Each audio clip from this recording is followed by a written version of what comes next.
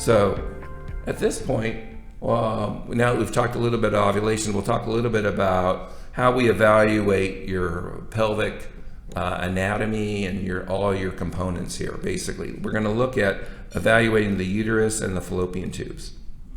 And so we're going to use these different modalities. And the first one we're going to do, and I'm sure a lot of you are familiar, many of you may even do this in your office, is a saline infusion study.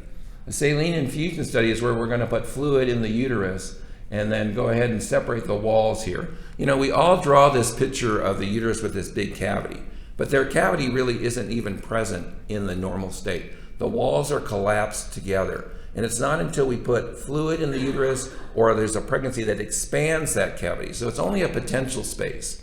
So what we're going to do is put fluid in this cavity and infuse that fluid, saline usually, in the cavity. And we're going to expand the walls out so that we can see whether or not there are any polyps or fibroids impinging on this cavity. Here's a general picture of a sagittal view of an endometrial polyp that's about 2 centimeters by 1.5 by 10 millimeters here in dimension, here at the fundal region of the uterus. This is the sagittal view of the uterus, and this is the transverse view. Correspondingly, if you then do hysteroscopy to actually further verify that and then to remove it, this is what that polyp's going to look like. And then, of course, we wouldn't show you an unsuccessful case. This is where we remove the polyp and then we have a normal uterine cavity afterwards. Similarly, other things that might keep people from getting pregnant is the fact that you might have uterine anomalies. This is a uterine septum. Uterine septum forms because the uterus really doesn't form as a single structure. It forms as two separate structures that join together, and the middle dividing wall is resorbed by the body. And that's what gives you that triangular cavity.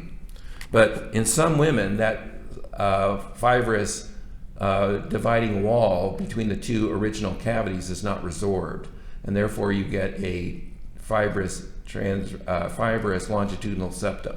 This is the artist's rendition of that, and then this is the ultrasound view of putting fluid in the uterus and then cutting through the transverse section and then seeing both cavities separated by that dividing wall.